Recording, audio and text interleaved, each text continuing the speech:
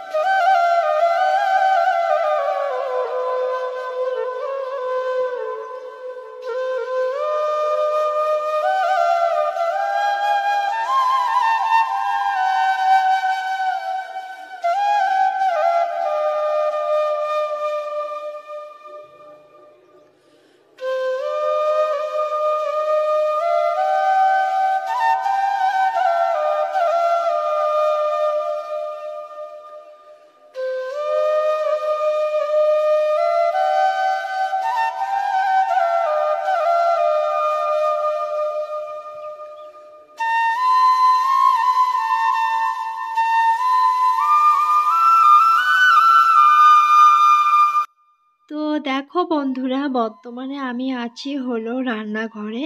আর সকালে খাওয়া দাওয়া হয়ে গেছে। সকালে সবাই সামান্য কিছু একটু টিফিন করে নিয়েছে। আর এখন 10:30 বাজে। আমি স্নান টান করে ঠাকুর ফুল জল দিয়ে তারপরে দেখো চলে আসলাম রান্নাঘরে। আর এদিকে হাজবেন্ড দেখো ছোট ছোট বাটা মাছ নিয়ে এসেছে।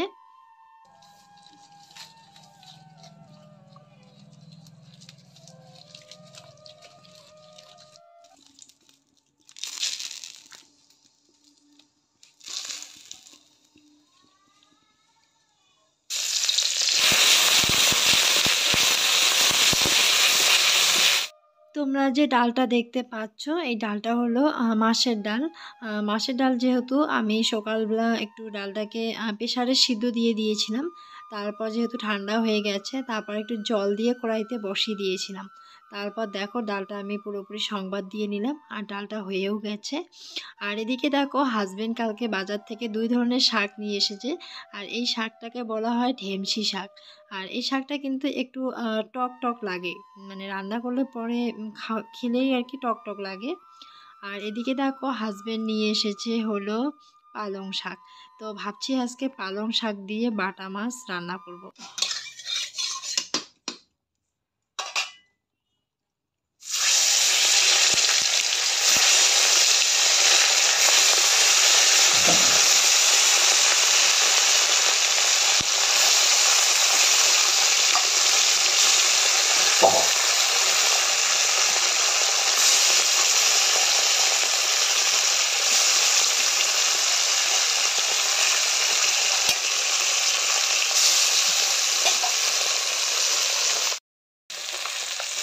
ও বড় মাছ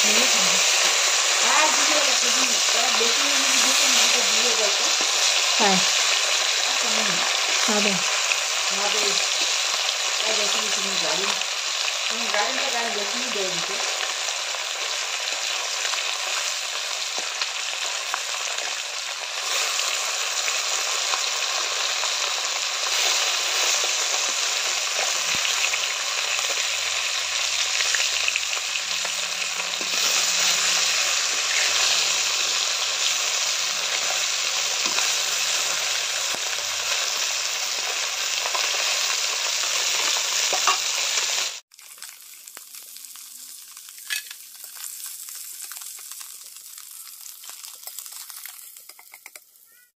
তো দেখো বাদবাকি মাছগুলো আমি এইভাবেই ভেজে নিচ্ছি। আর আজকে ওই যে তোমাদেরকে বললাম পালং শাক দিয়ে আজকে বাটা মাছ রান্না করব। অনেক দিন আগে খেয়েছি হলো বাবার বাড়িতে, তো শ্বশুরবাড়িতে রান্না করা হয়নি, তো আজকে প্রথমবার ট্রাই করছি শ্বশুরবাড়িতে।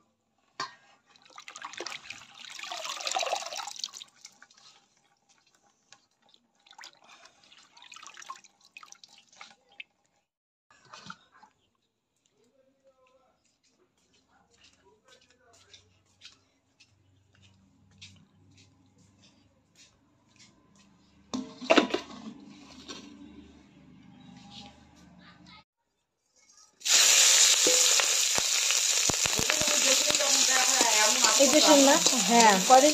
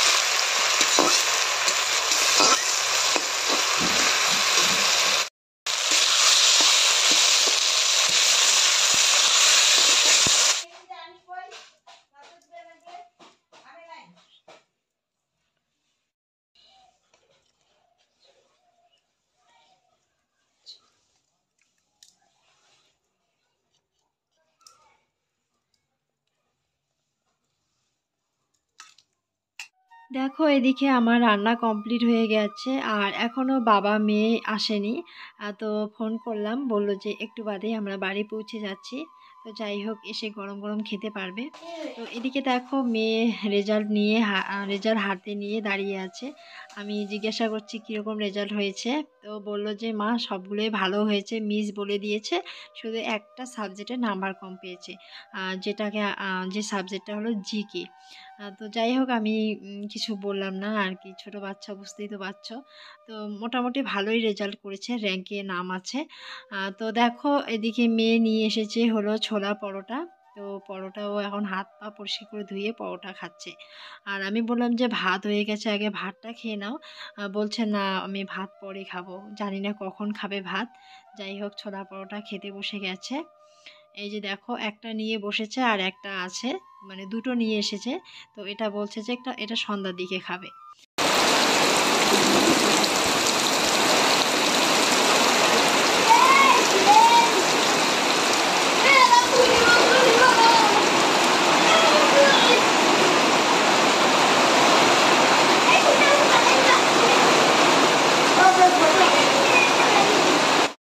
হঠাৎ করে দেখো বিকেলের দিকে ওয়েদার চেঞ্জ হয়ে গেল, মুষলধারে বৃষ্টি পড়ছে আর সবার মাথায় হাত পড়ে গেছে।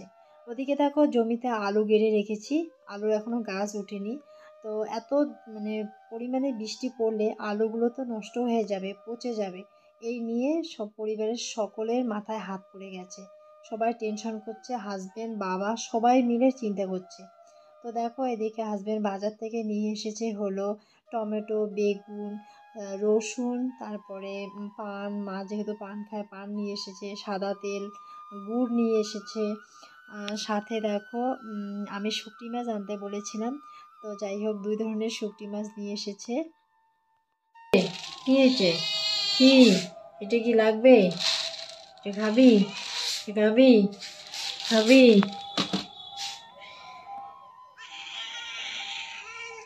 এই যে এই যে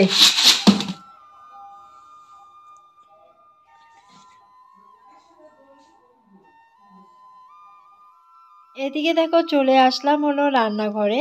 আর রান্নাঘরে আসা মাত্রই পুষি সোনা এসে ম্যাও ম্যাও করছে, মানে ওকে কিছু খেতে দিতে হবে। আর যেহেতু সবাই এখন চা খাবে, মানে সবার চা খাওয়া হয়ে গেছে, হাজবেন্ড এখনও চা খায়নি। তো একটু আগে যেহেতু বাজার থেকে আসলো, আর বৃষ্টিটা হওয়ার পরের থেকে এত ঠান্ডা লাগছে আর কি বলবো তোমাদেরকে।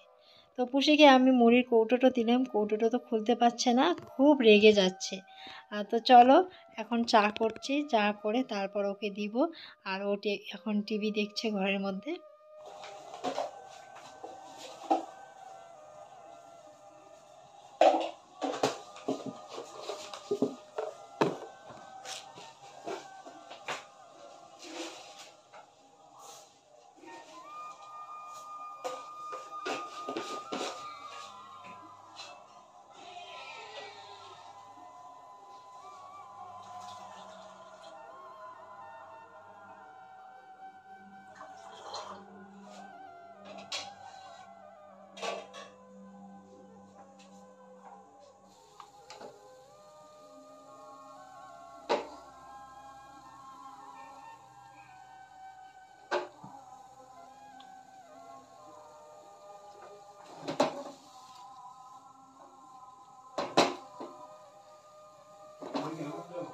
হ্যাঁ।